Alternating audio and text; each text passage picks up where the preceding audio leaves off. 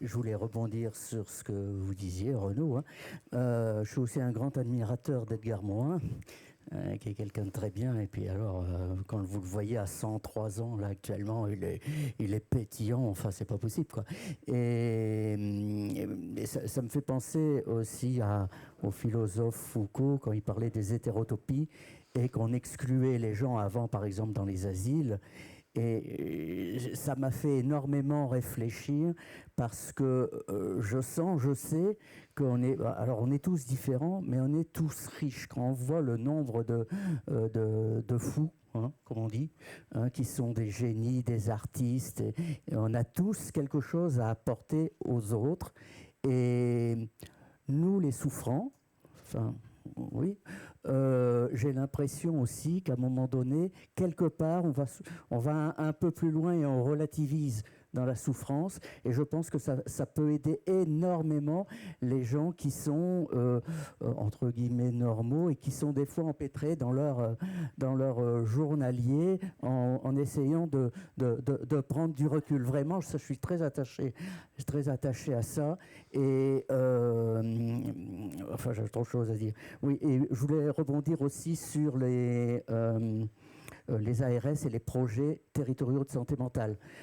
Depuis 9 ans, vous le savez ou vous ne le savez pas, mais Agnès Buzyn a lancé les projets territoriaux de santé mentale pour agir le plus près possible du terrain, parce que c'est important d'être ici dans les colloques, de travailler avec les grandes fédérations comme l'UNIOSP, Santé Mentale France.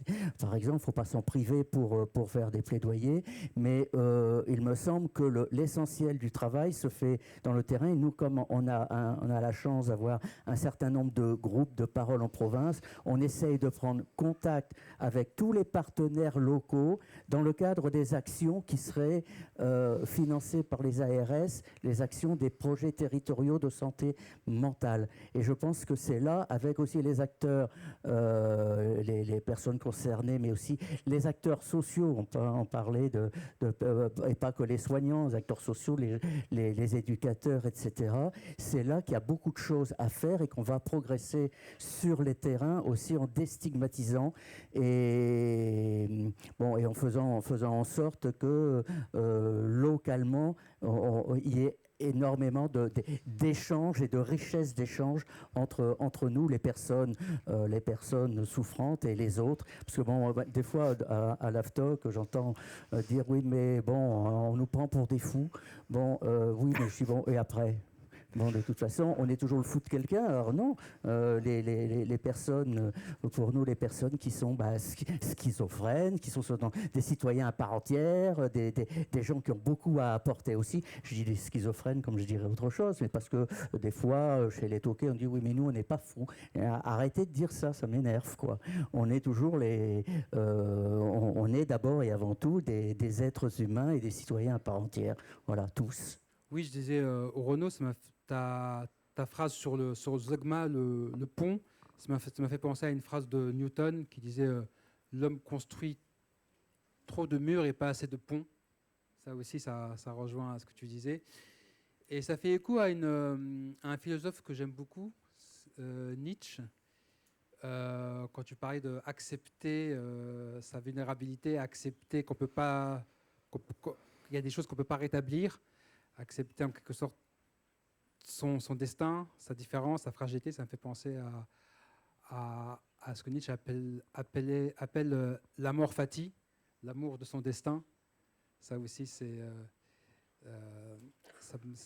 m'a fait écho à cela. Et voilà. Et c'est un philosophe qui m'aide à mon rétablissement, Nietzsche. Merci de ta réflexion. Je voulais peut-être après laisser réagir sur deux choses.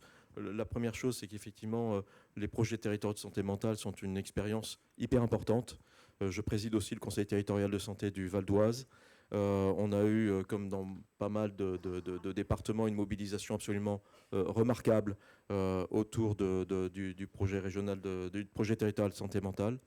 Et dire que cette expérience-là, c'était une expérience qui préfigurait en fait la politique de territorialisation qui a été maintenant gravée dans la loi par la loi Valtou fin 2023, Et je pense que c'est une expérience qui a inspiré en fait cette réflexion sur la territorialisation. L'autre chose, pour rester sur le zeugma, c'est plus on est de fous, plus on rit. Et effectivement, zeugma, c'est pas uniquement le pont, mais ça a donné lieu aussi au mot zygomatique, qui est le muscle du rire, puisque c'est un muscle qui fait un pont, semble-t-il, aussi à l'intérieur de la gorge. Donc on est là aussi pour rire.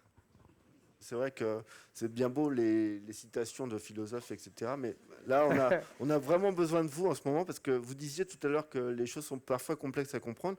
De ce que j'ai compris, la CRSA s'occupe de décider un peu du budget de l'ARS. Et en ce moment, on discute du budget et on a besoin, nous les GEM nouveaux, de sous pour fonctionner. Donc c'est le moment de vous bouger, parce que nous, on a les mains dans le cambouis. Et que là, il faut vraiment se bouger maintenant.